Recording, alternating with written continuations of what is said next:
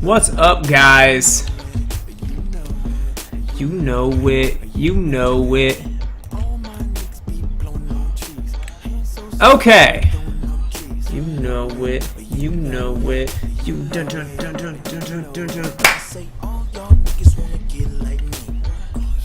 Welcome to another random friggin' pubcast.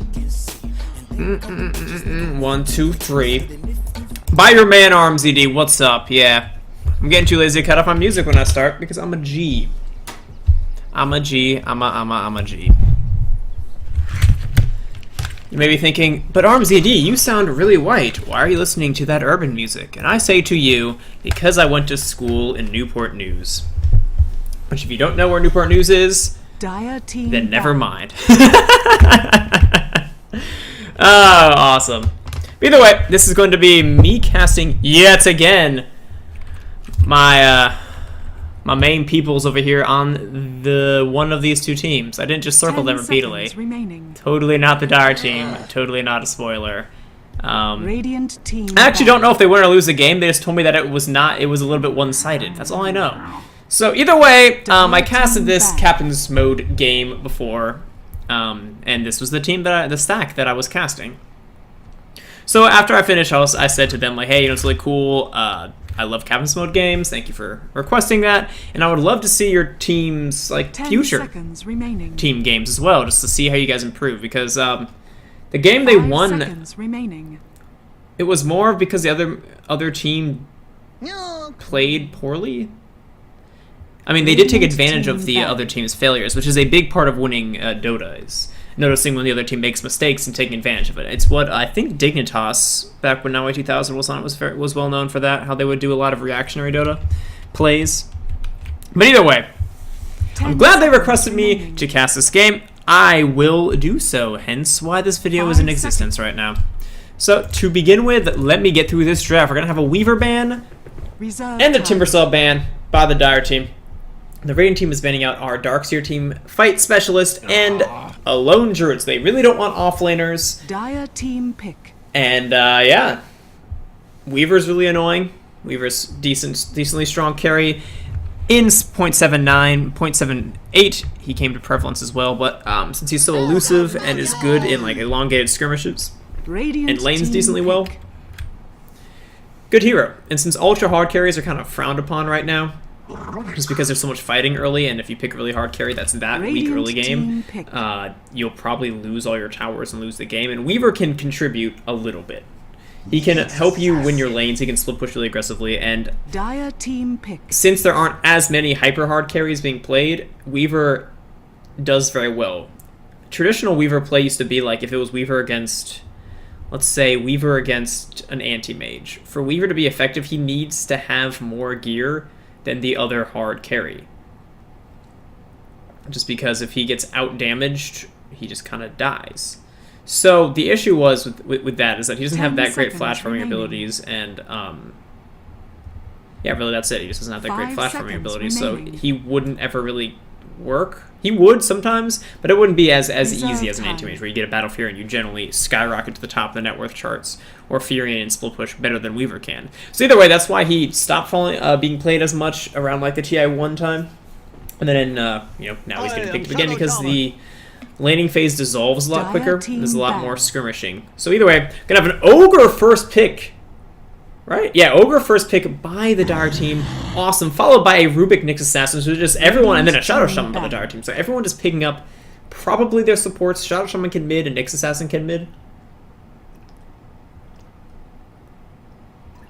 Excuse me. Gonna drink some water. Ogre Magi, interesting hero. Very low. Isn't the cooldown on Fire Blast pretty low? It's decent. The stun duration is okay. 1.5 seconds isn't bad at level 1, but it doesn't scale, so it's not the greatest thing in the world. The damage is okay, but then you have multicast. Really, the biggest thing that I like about Ogre in competitive play, at least, is that Bloodlust is an insane steroid ability. Insane steroid ability. It is insane. So it's I think the only better steroid ability in my mind than Bloodlust is actually what is it called? Blood Rage? The Bloodseeker Silence. That thing is no bullshit, man. It is ridiculous. By the way, Rubik and Naix 10 just a seconds decent remaining. roaming duo. I mean, you Rubik left into Naix Assassin Impale. Since 5 Naix Assassin's seconds Impale remaining. isn't targetable anymore. It's ground targeted. It could use some setup, and Lift does guarantee that. Good scaling into late game, and especially against the burst damage coming out from Ogre Magi, the Rubik passive cannot be ignored. Radiant team And Naix Assassin battle. can be used to take advantage of the kind of weak early game supports. If Ogre Magi and Shadow Shaman fall behind in this game, Naix Assassin will destroy them. So I feel like the Radiant team might actually be putting Naix Assassin mid to force these supports to have to just group up all the time, or to spend all of their money on Vision. Since I don't know, my issue with Ogre Magi and Shadow Shaman being picked up as the two probably supports for the Dire team is they don't really have that good of synergy. Ogre Magi wants to 10 roam really early seconds remaining. because he doesn't scale hyper well with levels, and he doesn't lane very 5 well because he's seconds melee. remaining. He's a very weak laning support. But Shadow Shaman wants to get levels up as Reserve quickly as time. possible and then push.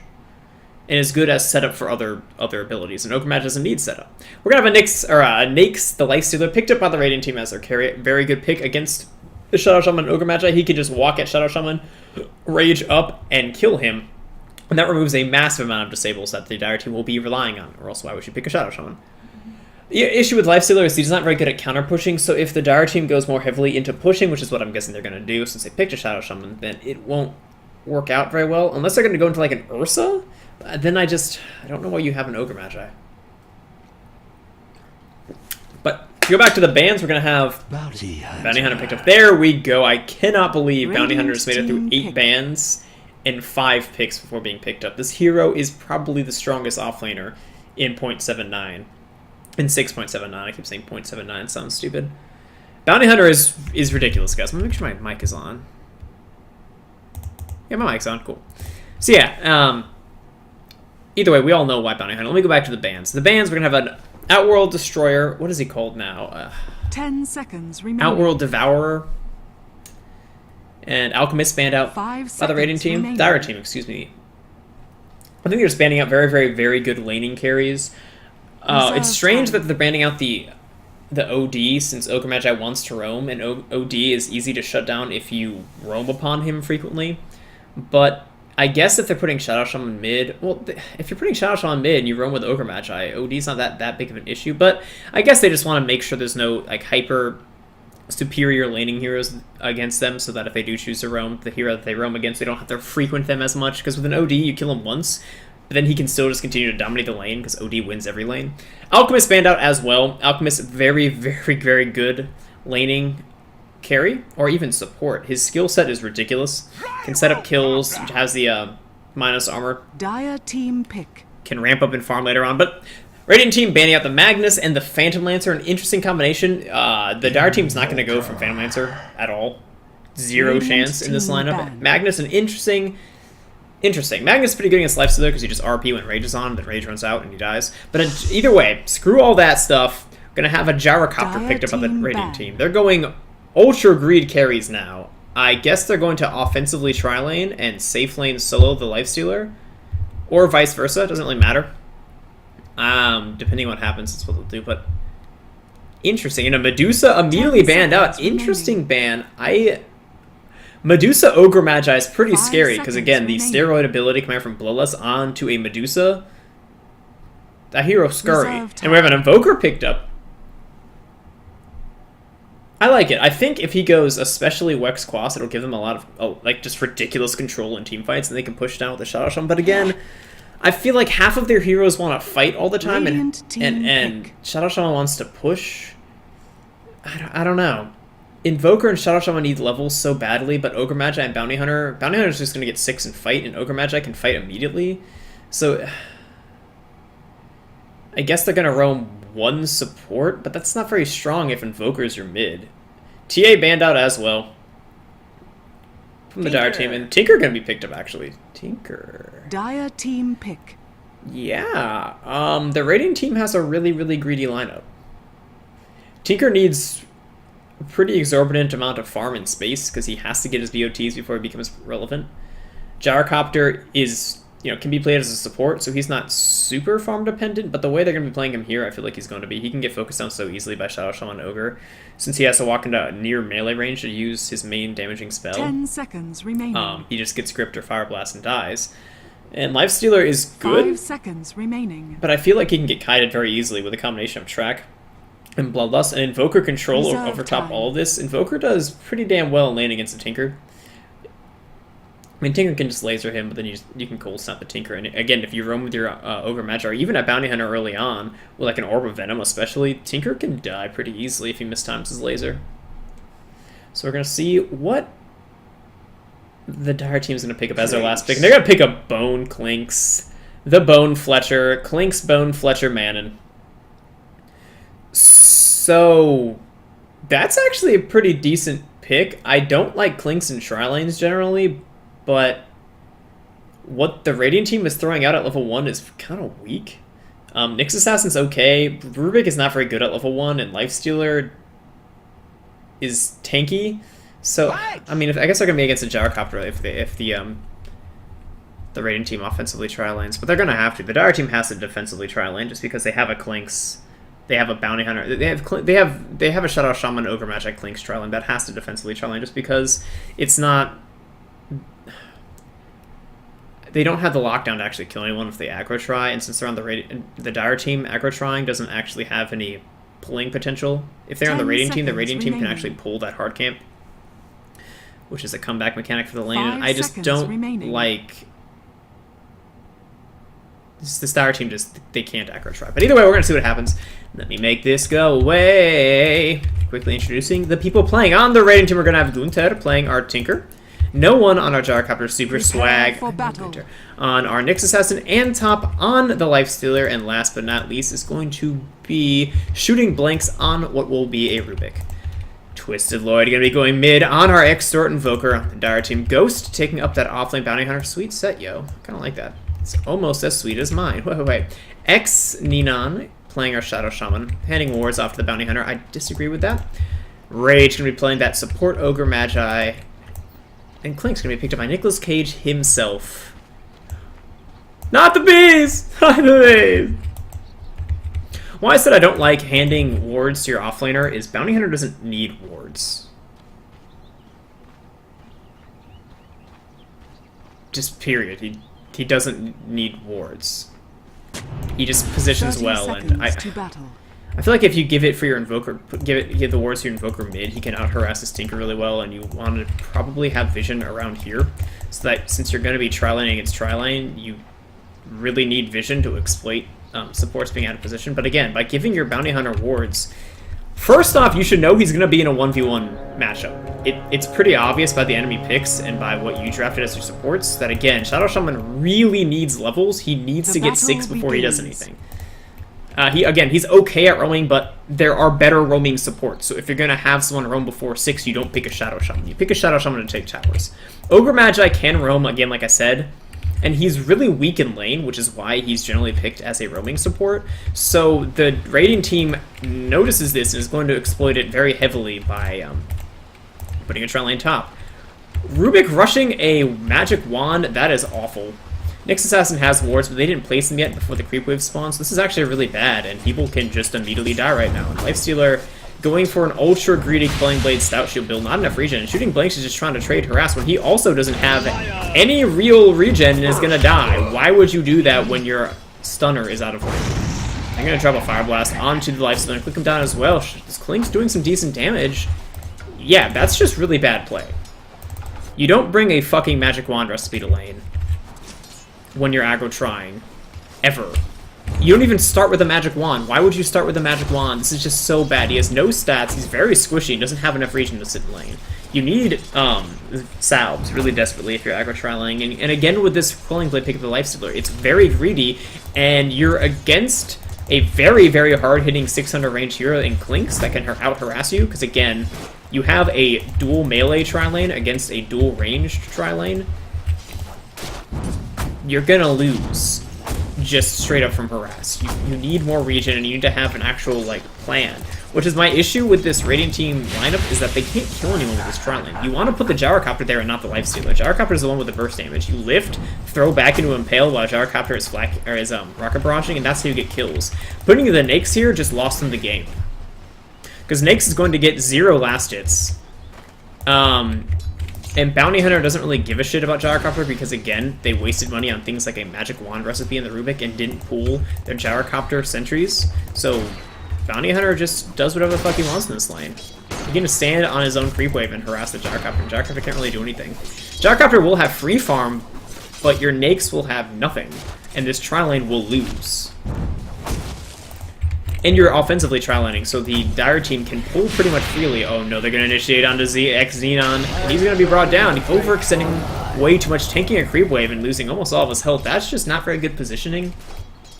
They have no reason to get this aggressive. All you need to do is click down the Lifestealer and you win the game. And Lifestealer has to walk up to the creep wave to blast it anyways, so just stand 600 range away from the creep wave, and whenever he walks up, click him. It's not that hard. You don't need to tank an entire creep wave. And again, he has 8 tangos and has used none but died. That is not effective harassment. And also, please God, Shadow Shaman players, take Ether Shock at 1 or 2. Take it at 1 or 2. You don't need Hex and Shackles at 1 and 2, especially if you're tri-laning. Experience is so hard to come by in a tri-lane. You need the damage coming out from Ether Shock. And again, level 1 Ether Shock is 95 mana when you have about 350 base for 140 harass on one target. That is really, really good. Next Assassin getting a drop. I feel like Midar Tinker actually doing pretty poorly against Invoker. Invoker again going really heavy into Extort. Tinker not... Somehow, even though he went Laser Rockets, is not harassing Invoker out of lane. When you play Dota, there's a reason behind buying certain items. That sounds really stupid, but buying different items on a hero does different things. Let me throw out that really blanket, kind of silly sounding statement, but when you think about it, clearly some of the players in this game have not actually considered this. Bounty Hunter went Stout Shield, a set of Tangos, a Healing Salve, and 2 Ironwood Branches. What that means is that he has decent regen, but wants to still try to stay in lane and take as little damage as possible. But I don't think that means he wants to get aggressive. This is a I want to not die build. If we go again up here to our Shadow Shaman, he had 8 Tangos, which is saying I want to harass really hard, but not actually get caught out and bursted down, which is okay against this lineup, because if you play it correctly, you can harass the Lifestealer really, really hard and maybe take 1 or 2 hits from the Rubik if you get out of position, but if they initiate on you, I don't think you die because you have an Ogre Mage head to blast down someone. And it clinks to back you up. So, again, this is fine. It means he wants to trade a lot of right clicks. But then he went for a Gauntlet of Strength, which doesn't make you hit any harder, and what are you gonna... I mean, I guess he's going to build a Bracer later, but, like, it just doesn't feel right. Just get, like, 3 GG branches. He had the slots open as well, and instead spent more money for just 3 strength. Alright, excuse me, spent the same amount of money for 3 strength instead of for 3 to all stats, or even 4 to all stats. This is not an effective pickup. This is not an effective use of your item slots early on, or of your money. You gotta consider your builds a bit more, guys. And then the ramifications of it in lane. So, like, let's say, if we're going to go to the extremes, let's look at this mid lane. What if Tinker walks into the lane and Invoker walks into the lane, and Invoker had 0 regen items? How do you react to that as the Tinker player? As the Tinker player, if you have a Salve and 4 Tangos and the person you're against has 0 regen, you just click the living shit out of him for the first wave and a half. Tinker actually gets killed by our Invoker. You'd have done better to clothe yourself in knowledge. Because what happens when what happens if you're a hero at half HP with 0 regen against a hero with full HP? You get scared as shit and don't come into lane.